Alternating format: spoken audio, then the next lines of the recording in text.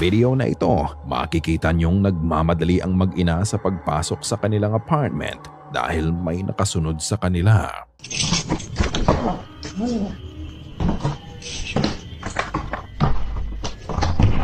May na-encounter silang stranger na lalaki na medyo may pagka-weirdo ang kilos.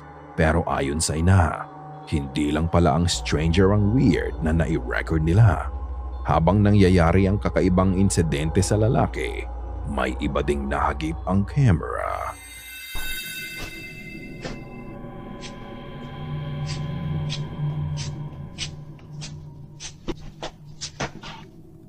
I just called the police. Get out front of my door.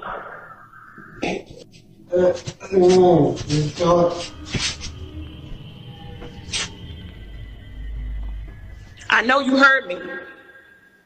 Get out front of my door.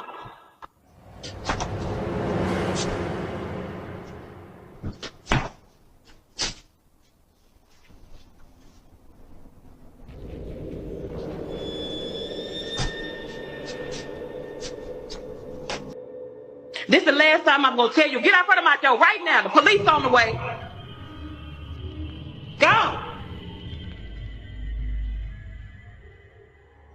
Habang nangyayari ang insidente, hindi napansin ng ina na unti-unti din palang bumukas ang pinto sa apartment sa tapat nila. Ito ay nanatiling bukas ng ilang segundo bago ito kusang magsara muli. Nang mapansin ito ng ina, ito ay lalong nagbigay sa kanya ng kaba. Ilang araw matapos ang insidente, pinuntahan niya ang apartment sa harapan at ipinaliwanag niya kung bakit lalong naging palaisipan sa kanya ang nakuha sa video. In the 3 years that I've lived here, I have never seen this door come open. Ever. Like, you can't. Look at that. But in the video, you saw the door just came open. Who opened the door? Like, look at it. Like, pitch black. Like, make it make sense. Like, how? How? Kung ang pinto sa harapang apartment ay matagal nang nakasara at hindi binubuksan, paanong kusa na lang itong bumukas ng mag-isa? Habang lumalalim ang kanyang pag-iimbestiga, mas lalo siyang nabibigla sa mga nakikita niya. Imbes na sagot ay lalo pang nadadagdagan ang mga katanungan niya. Sa sobrang kakaiba na ng mga nangyayari na pumapalibot sa abandonadong apartment. Pero ang susunod na mangyayari ay mas lalo pang nakakapanindig balahibo. Dito, mas magpi-freak out ka. Kinontak niya ang namamahala sa property para buksan ng apartment. Lalo silang nasindak sa nakita nila. Okay, y'all, so property management sent somebody up to come take a look, so I'm gonna let him do what he do, and I'm gonna stay back here.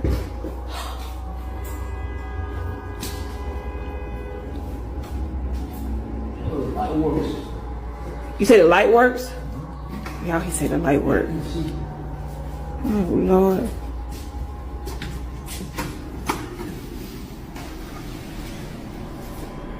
The fuck? What is that? He's over here. Y'all.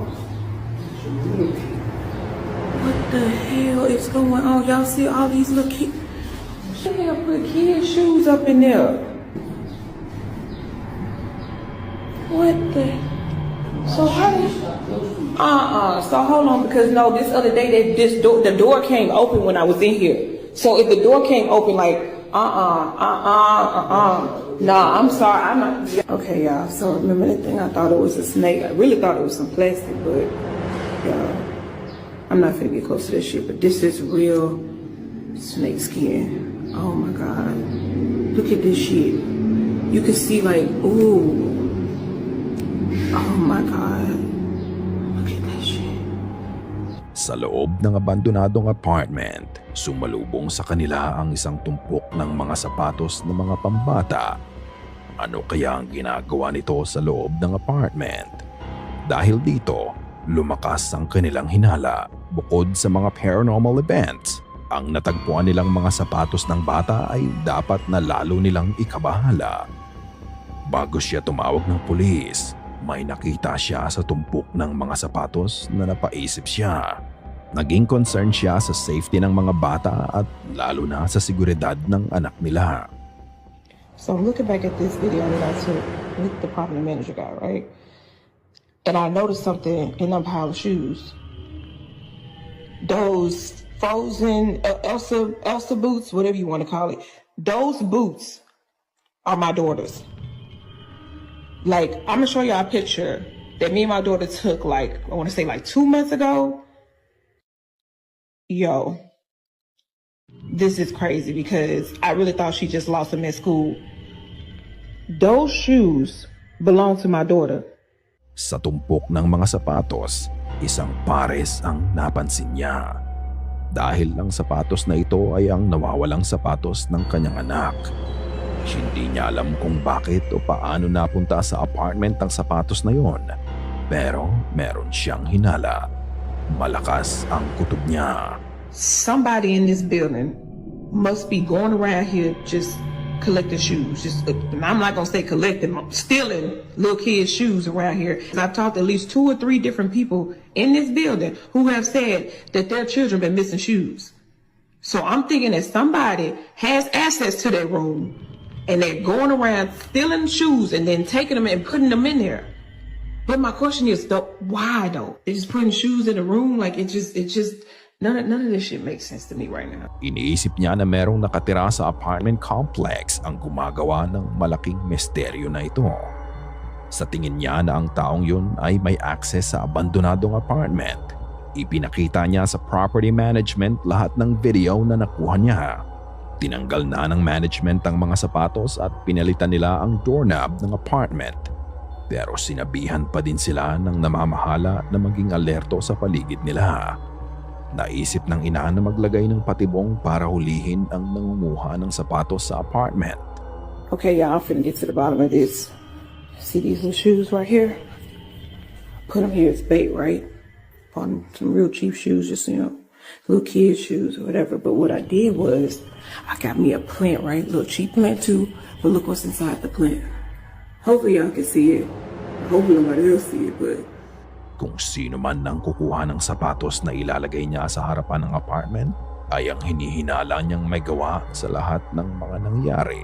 Ganun pa man, lumipas ang 2 araw at walang nangyari, pero pagdating ng 3 araw, matapos niyang ilatag ang patibong, may na-capture ang camera na iba sa kanyang inaasahan.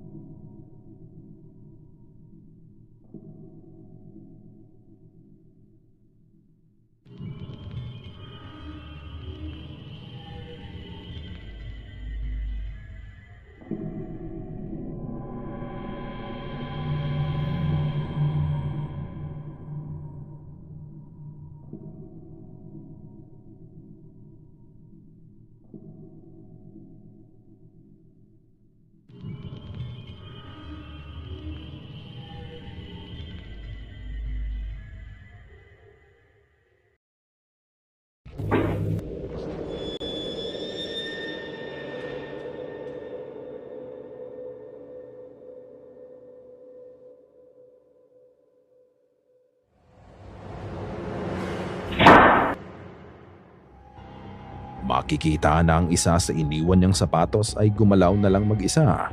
Umangat ito ng bahagya bago bumagsak sa harapan ng isa pang sapatos.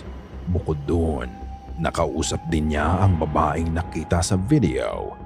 Ayon sa kanya, siya ay lumabas sa kanyang unit dahil narinig niya ang iyak ng isang sanggol. Ngunit nang kanyang tignan ang pinagmumula ng iyak, ito ay nanggagaling sa nasabing abandonadong apartment. Pagbalik niya sa pinto, dito na nangyari ang paggalaw ng sapatos na sobrang nagbigay ng takot sa babae. Dahil sa mga events na to, itinapon na din ng ina ang sapatos. Ang paggalaw nito ay lalo pang nagpalalim sa misteryong nagaganap. Sa huli, nagbigay ng update ang ina na nilagyan na ng lock ng management ang creepy apartment. Okay, y'all, so update. As you can see, property manager came and put a lock on the door. And whoever was in there, the fuck? Just,